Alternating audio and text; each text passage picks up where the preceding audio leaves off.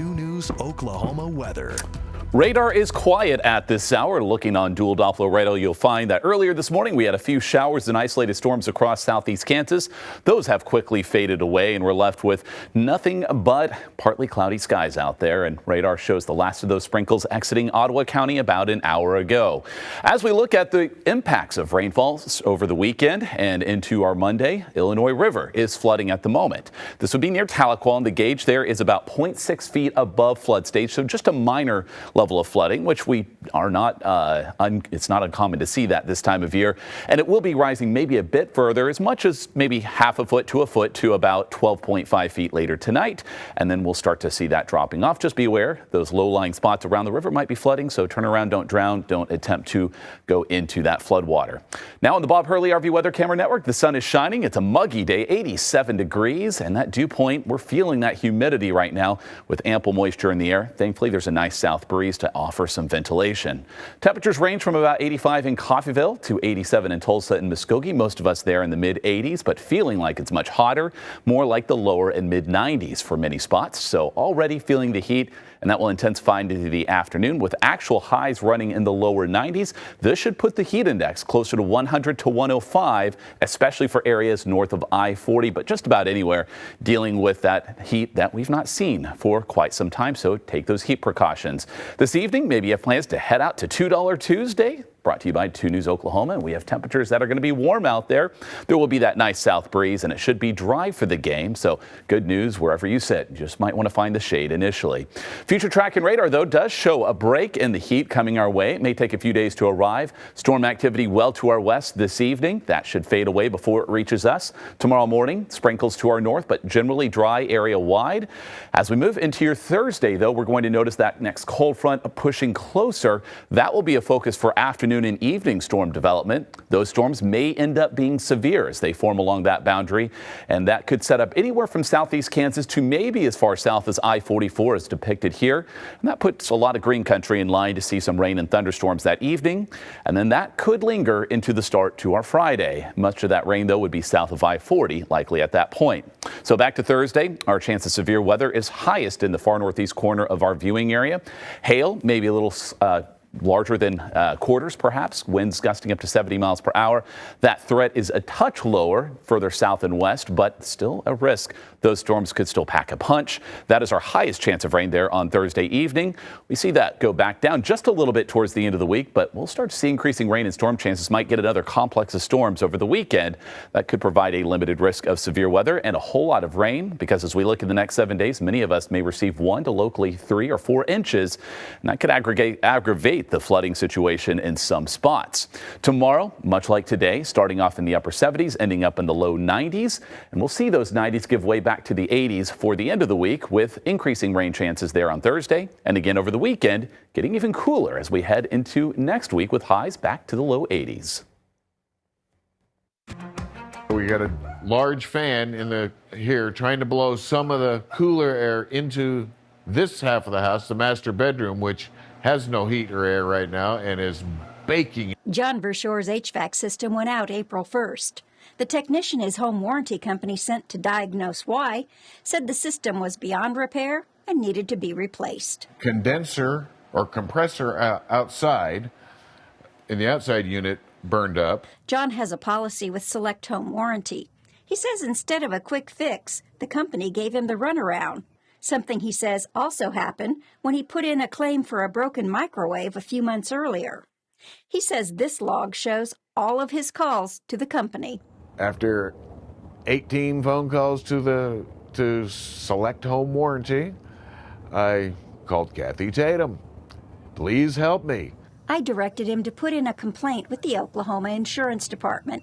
It regulates companies issuing home warranties and regularly gets many complaints from consumers, and it's either a denial or something in the contract that says we're not going to cover it, but it's still a big problem out there, Kathy. Mike Rhodes with the insurance department says you need to read your home warranty's fine print carefully to know how much coverage you're actually getting. 2 months after getting the insurance department involved with John's issues, Select finally paid. They're sending me a check for $3,000, because that's the maximum they'll pay for a heating unit. Something John says he didn't realize when he purchased the policy. And it's much less than the cost of replacing his HVAC system. If it wasn't for Kathy and her help and getting me going, we'd be sunk. I reached out to Select Home Warranty by phone through the only number listed on its website. What you're telling me is there is no person I can talk to. And by email. When I hear back, I'll update this story on our free KJRH app. And instead of purchasing a home warranty, Consumer Reports recommends putting that money in a dedicated home repair savings account. And Bankrate tells me the rule of thumb here is setting aside between 1% and 3% of your home's value each year to cover repair and replacement needs that eventually crop up. I'm Kathy Tatum, 2 News Oklahoma. When you think of plastic pollution, you probably think of something like this. Old water bottles and old soda bottles that can end up in waterways around the world. But one of the biggest plastic problems is actually this, single-use plastic foam. And there is a growing movement to get it out of our supply chain. Worldwide, 33 billion pounds of plastic enters the oceans every year.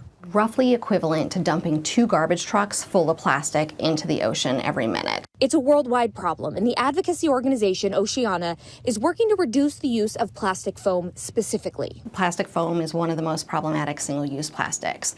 It breaks apart really easily, it's really lightweight, and so it travels far and wide, but in the air and in the water too. When plastic foam breaks down into tiny pieces, animals like sea turtles and birds can end up eating it, causing significant health problems. And microplastic foam has been found in humans, too. We do know that styrene, which is a building block of plastic foam, is a probable carcinogen. That's according to the National Institutes of Health, which means it probably causes cancer. 12 states and over 250 counties and cities have passed legislation banning plastic foam in foodware. Washington, D.C. is one of those jurisdictions, and its laws go even further, also banning disposable coolers and packing peanuts. We're here along the Anacostia River, Kingman and Heritage Islands, just kind of looking around to see what we can find. If we had been here a little bit more than 10 years ago, we would have seen a lot more plastic foam.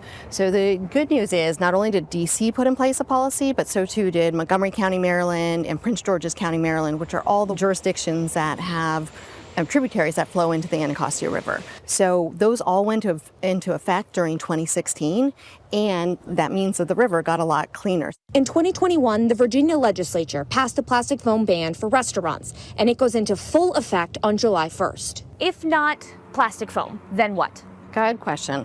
The best answer is reuse and refill. We need to move from the single-use plastics into more system-wide change that relies on reusable products, refillable products, and that is, for restaurants, moving from that single-use plastic foam to having a cup that you could reuse.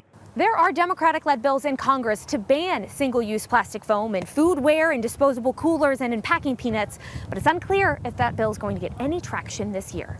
Stephanie Lieberman, Scripps News Group, Washington. You're watching 2 News Oklahoma. President Trump says American helicopter pilots are safe this morning after an Apache gunship went down near the Strait of Hormuz. The pilots are fine, yeah. And what? Nobody injured. We are going to issue a report tomorrow, but the pilots are fine. This morning, U.S. Central Command saying the helicopter went down while it was, quote, patrolling regional waters, and that the soldiers were rescued within 2 hours and are in stable condition. Apache helicopters are part of the U.S. military's presence in the Persian Gulf, where Iran and the U.S. are in a blockade standoff, with Iran blocking the Strait of Hormuz and the U.S. blocking access to Iran's ports, turning back and disabling ships.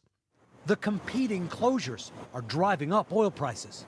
President Trump says the American one is working to pressure Iran to make concessions. The blockade continues to hold 100%. Nothing is getting through our blockade. No oil, no income, no nothing. Nothing's getting through the blockade. But there have been no diplomatic breakthroughs either. Iran and Israel fired missiles at each other over the weekend and into Monday. Iran saying it was responding to Israel's offensive in Lebanon against the Iranian-backed group Hezbollah. Iran says the Israeli offensive in Lebanon is preventing a peace deal with Washington. Yesterday, both Israel and Iran stopped firing, but still disagree over ceasefire terms. As President Trump is becoming increasingly vocal about his frustration with Israeli Prime Minister Netanyahu, after saying he, not Netanyahu, call all the shots and set the terms for a possible deal with Iran, Trump told Axios, "Bibi, you better be careful, or you'll be on your own very soon." Vice President Vance said that Israel and the U.S. may ultimately not agree on the final terms of a settlement to end the war they began together. We have a lot of shared interests, but we also have some situations where our interests diverge. It was a mild start to our day with temperatures that were down only into the mid and upper 70s. That gives us a head start on today's warming trend. 77 in Tulsa, 79 to our east over towards Claremore, and temperatures now climbing into the 80s. 86 in Pryor, 88 in Grove, and those feel like temperatures even hotter than that. So for your afternoon, expect that temperature to rise to the low 90s. We will have a nice south breeze to offer at least some good air movement, but the heat index is the issue because there's so much moisture in the air that humidity is adding to what it feels like to our bodies. So from Tulsa County, Wagner County northward into southeastern Kansas, we have that heat advisory in effect until 7 p.m.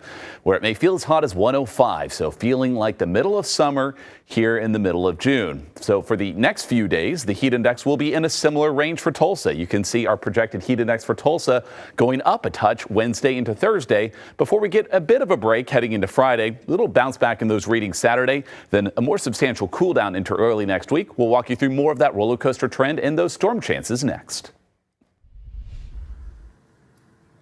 Voters heading to the polls today from Nevada to North Dakota, South Carolina, and Maine, where a high-stakes Senate race could help tip the balance of power in Washington.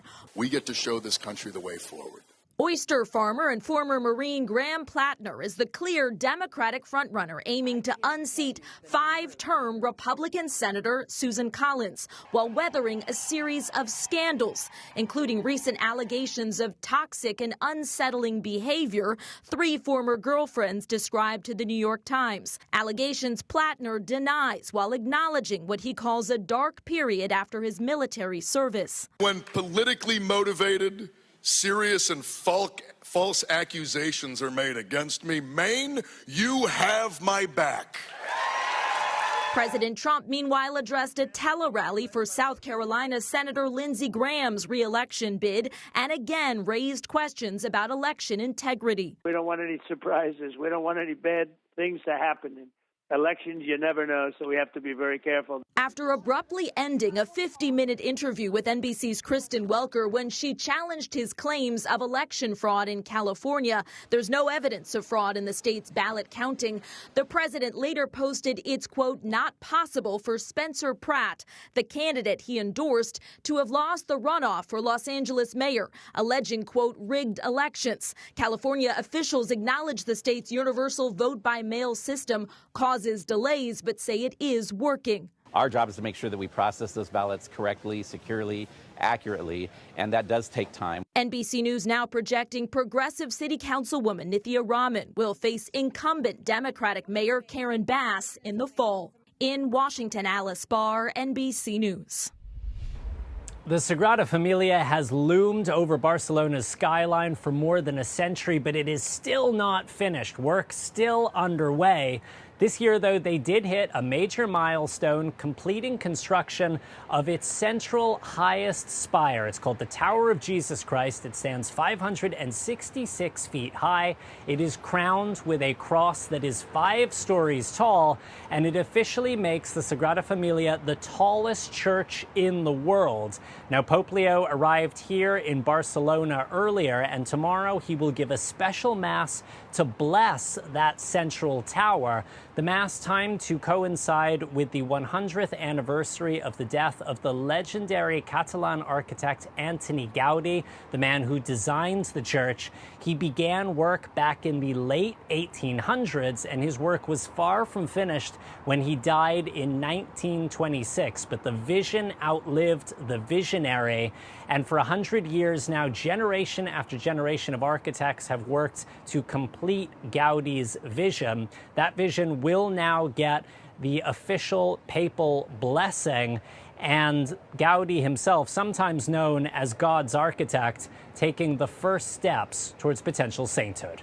Raf Sanchez, NBC News, Barcelona. I'm John Matter. He's hoping to book a rental home or condo this summer. Well, watch out. Fraudulent listings are popping up. We'll show you how to avoid them. Your first forecast, sponsored by A-Best Roofing.